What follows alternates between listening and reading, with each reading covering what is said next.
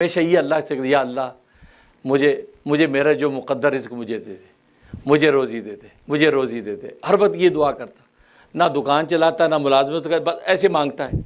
لوگ کہتا بھائی کچھ کام کرے گا تو ملے گا نا، کہتا بھائی تمہیں کیا ہے، میرا اللہ کا معاملہ ہے۔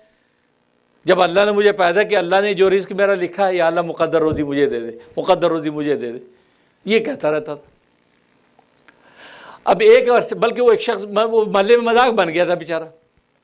ایک دن گھر میں بیٹھا تھا تو ایک کسی گائے چھوٹی دوڑتی اس کے گھر میں گھس گئی۔ اس نے کہا تھا بھی مقدر روزی آ گئی، اور جلدی سے دروازہ بند کیا، پکڑ کے ذبح کر دیا۔ محلے میں کسائی بلایا، جلدی بوٹیاں بلاؤ بھائی۔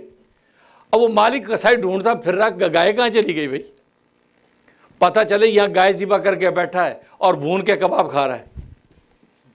وہ کسائی اندر گھسا، تیری میری گائے ذبح کر دی تو نے، جو گالیاں سلواتیں، کوٹنا شروع کر دیا درویش کو۔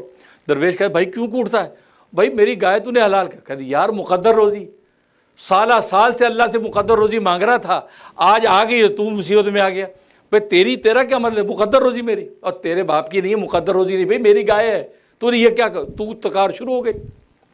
اب مقدمہ حضرت داؤد کی عدالت میں چلا گیا۔ وہ قصائی کہا کہ حضرت یہ تو اس نے ظلم کیا، میری گائے ذبح کر کے کھا رہا ہے، اور کہتا مقدر روزی۔ اب حضرت داؤد علیہ السلام کو مقدمہ کیا۔ اب حضرت داؤد علیہ السلام نے کہا بھائی یہ کیا تم نے، یہ تو غلط ہے، یہ مقدر روزی نہیں ہے، اس کی گائے تھی تو نے ذبح کر دی۔ کہا کہ حضرت آپ بادشاہ بھی ہیں، نبی بھی ہیں، ساری دنیا تو مجھے یہی بات کہہ رہی ہے، اور آپ نے بھی وہی بات کر دی، آپ نے وہی بات کر دی کہ بھئی میں نے غلط کیا۔ آپ تو ظالم نہیں ہو سکتے، آپ ذرا کچھ سوچ سمجھ کے بات کریں۔ یہ مقدر روزی میں کب سے مانگ رہا ہوں، آج مجھے مل گئی، آپ بھی کہہ رہے کہ نہیں بھئی مقدر روزی نہیں اس کی ہے۔ حضرت داؤد بھی حیران ہو گئے، بھئی کیا کرے، بھی درویش بھی گلے کو آئے۔ فرمایا کہ اچھا جاؤ آج برخاست کہتے کل فیصلہ کریں گے۔ اگلے دن جناب دربار پھر لگا، کٹھی ہو گئی دنیا، کیونکہ مقدمہ بڑا عجیب و غریب تھا۔ حضرت داؤد علیہ السلام سے بات ہوئی، ہاں جی کیا حکم؟ حضرت داؤد نے اس مالدار آدمی سے کہا، قصائی سے کہا کہ بھئی بات سنو، میرا خیال ہے اس کو معاف کر دو، تو یہ اللہ نے اتنا دے رکھا ہے، ایک گائے اب چلی گئی، درویش تھا بیچارہ ملنگ مانگ رہا اللہ سے، بس تم سمجھو یہ صدقہ نکل گیا تو بس تم معاف کر دو اس کو۔ کہتا جی بہت خوب جی بہت، ایک رات میں فیصلے بدل گیا ماشاءاللہ۔ یہ اس درویش نے کیا رشوت دے دی آپ کو کہ ایک رات میں فیصلے بدل گیا، اور آپ نے فیصلہ اس کے حق میں کر دیا۔ وہ حضرت داؤد پر چڑھ گیا۔ حضرت داؤد صلی اللہ علیہ وسلم فرمایا کہ بھئی دیکھو، کیونکہ حضرت داؤد نے اللہ سے رات کو رابطہ کیا تو وہی آئی کہ یہی کہہ دو۔ اب جب یہ کہا تو وہ تو اور واویلا، شہر کے لوگ بھی حضرت داؤد کو کہا یہ کیا بات کر رہے ہیں آپ بھائی، آپ کل کیا کہہ رہے تھے، اور کھلا ظلم، اس کی گائے کھا گیا یہ، اور آپ کہہ رہے کوئی بات نہیں یار، ایسے ہر دوسرا آدمی دوسروں کی گائے کھائے گا اور کہے گا جی کوئی بات نہیں۔ حضرت داؤد نے کہا بھائی یہی حکم ہے، تم بھائی معاف کر دو۔ تو وہ کہا کہ نہیں جی نہیں، اسے بڑا تو کیا۔ حضرت فرمایا آج کی مجھے برخاست ہوتی ہے، کل بات کریں گے۔ اللہ سے رجوع کیا کہ رب ذوالجلال یہ معاملہ ہے۔ اللہ تبارک تعالیٰ نے فرمایا اس کو کہو کہ اس کی اور بھی جتنی گائے وائے ہیں نا وہ ساری بھی درویش کو دے دو، پوری درویش کو دے دو۔ اب اگلے دن دربار لگا تو اللہ نے فرمایا کہ بھائی، حضرت داؤد نے کہا بھائی دیکھو آج ہم یہ فیصلہ کرتے تیری اور بھی جو گائے بھینسیں ہیں نا مویشی، وہ بھی اسی درویش کو دے دو۔ تیرے پاس اور بڑی جائیدادیں ہیں، مکان ہے، دکان ہے، زمینیں ہیں، بس تم سے گزارا کرو، یہ بھی اس کو دے دو۔ اب تو آپ سمجھ سکتے ہیں کہ اس بندے کا کیا، ادھر گریبان پھاڑ دیا، چیخ و پکار، لوگ احتجاج شروع ہو گیا، ہنگامہ، یہ کیا تماشا۔ ساتھ ہی وہی آئی، اس کو کہو کہ جو تمہارے جو غلام ہے وہ غلام بھی اس کو دے دو۔ حضرت فرمایا کہ وہی آ گئی، اللہ کا حکم آ گیا ہے، فرمایا اپنے غلام بھی اس کو دے دو۔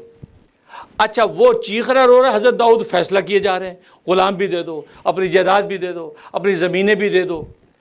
اب آپ سمجھ سکتے ہیں کہ کتنا عجیب و غریب مقدمہ بن گیا، ہنگامہ۔ جب اس آدمی نے بدتمیزی کی انتہا کر دی، حضرت داؤد کی گستاخیاں شروع کر دیں، اب حضرت داؤد کو جلال ہے، کھڑے ہو گئے۔ اچھا تم انصاف چاہتے ہو، آؤ پھر میرے ساتھ میں تمہیں انصاف کراتا ہوں۔ ہاتھ پکڑا، چل پڑے، سارا شہر پیچھے پیچھے۔ ایک جنگل میں گئے، دریا بہہ رہا، اس کے بالکل کنارے میں وہاں ایک درخت تھا، وہاں لے گئے۔ میں کھڑا ہو یہاں، دیکھ اس درخت کو، دیکھ اس انوائرمنٹ کو، تو پہچانتا اس جگہ کو؟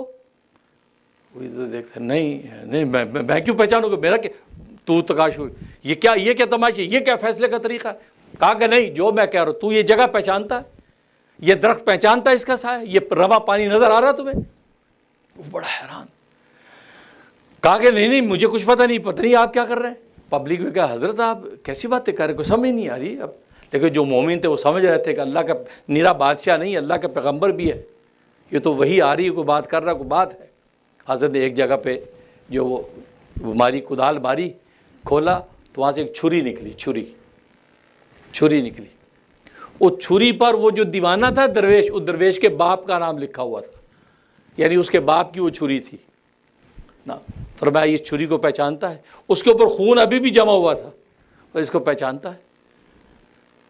اب ذرا تھوڑا گڑبڑایا، انکار کیا کہ نہیں میں اللہ کی وحی سے بول رہا ہوں، اب تو انکار نہیں کر سکتے، چھری کو پہچانتا ہے، یہ وہی چھری ہے جو تیرے آقا کی چھری ہے، تو اس درویش کے باپ کا غلام تھا، اور تو اس کا غلام تھا، اس درخت کے نیچے وہ تیرا آقا لیٹا اور سویا تھا، تو نے اس کی چھری اس کے سامان سے نکال کے اس کا گلا کاٹا تھا، تو نے یہیں پہ اس کو دفن کیا تھا، اور اس کا مال و متاع لے کے چلا گیا تھا۔ یہ یتیم بچہ تھا درویش تیرے گھر میں، لیکن تو نے اس کو ٹھڈے مار کے گھر سے نکال دیا تھا، تو نے اس کے باپ کی پوری جائیداد زمین ترکے پر قبضہ کر لیا تھا۔ یہ یتیم بیچارہ، اس کے مقدر میں تو روزی تھی، اسی مقدر کو خدا سے مانگتا رہا، یا اللہ میری مقدر روزی مجھے دے دے۔ اس یتیم کو تو پتہ بھی نہیں کہ میری باپ کی کتنی جائیدادیں تھیں، یہ دھکے کھاتے کھاتے آج اس عمر کو پہنچا، لیکن تو نے ظلم کی جب انتہا کر دی، اسی کے گھر میں اللہ نے اسی کے مال میں سے ایک گائے بھیج دی، تو نے اس پہ جب صبر نہیں کیا، اللہ تبارک و تعالیٰ کے بھی صبر ٹوٹ گیا،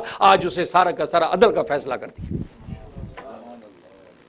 اور درویش سے کہا ادھر آؤ، یہ لو چھری، اور اپنے باپ کے قاتل کا قصاص لے لو، اس کی گردن کاٹ دو۔ اس ان کے سامنے اس کی گردن کاٹ دی، باپ کا قصاص دلوایا، اور جتنی جائیداد و زمین مال تھے سارے کے سارے اللہ تبارک و تعالیٰ درویش کو عطا کر دی۔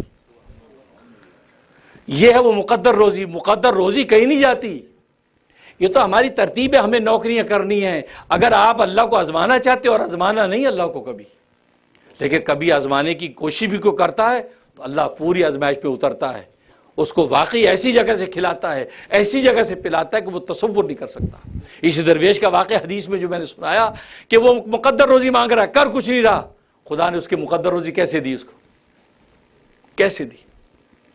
تو اس لیے لکھا ہے کہ اگر تمہارا کوئی نقصان ہو جائے، تمہاری کوئی چیز چھین لے، اگر کوشش اگر افورڈ کر سکو، یار چلو میں نے معاف کیا، کیوں کہ پتہ نہیں اگر اللہ سے زیادہ تم عدل مانگو گے، پتہ نہیں کیا نکلے گا، پتہ نہیں کیا نکلے گا، ہمارا کون سا ظلم کہاں پر ظاہر ہو جائے۔ اس لیے فرمایا کہ کوئی بات نہیں کہ لے گا تو چلو یار معاف کرتے ہیں، چلو یار دفع کرو، اللہ اس میں برکت ڈال دے۔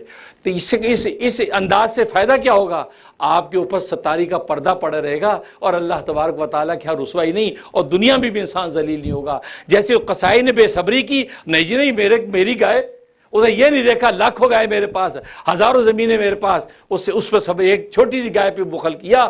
اب اللہ اپنے عدل پر آ گیا، جب عدل کر کے دکھا، یہ اللہ تو اپنے فضل سے ہمیں چلاتے ہیں، اللہ سے زیادہ عدل نہ مانگا کرو، اس لیے عدل پہ آیا تو پھر ہمارے کتنے جو پرتے